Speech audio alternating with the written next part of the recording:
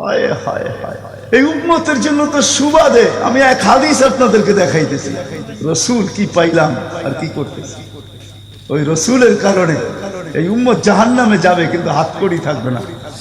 এই উম্মত জাহান্নামে যাবে, পায়ে বেড়ি থাকবে না। এই উম্মত জাহান্নামে যাবে, গলায় শিকল থাকবে না। এই উম্মত জাহান্নামে যাবে, চেহারা কালো হবে না। অথচ জাহান্নামীদের চেহারা কালো হবে, এই উম্মতের চেহারা কালো হবে না। একজনের চেহারাও কালো হবে না। ফেরেশতা জিজ্ঞেস করবে, আল্লাহ চেহারা তো ঝকঝকে, গলায় নাই শিকল, পায়ে নাই বেড়ি, হাতে নাই হাতকড়ি, এটা আবার কি পাঠায় দিলেন? তো আল্লাহ জবাব দিবে, আমার বন্ধুর উম্মত, খবরদার। তো ফেরেশতা মালিক জিজ্ঞেস করবে, দারোগা হাতকড়ি নাই কেন? বলছে, যেই হাত উঁচুতে ব্যবহার হয় ওটা হাতে হাতকড়ি লাগে না। যেই পাও মসজিদের দিকে চলে ওই পায়ে বেড়ি লাগে না।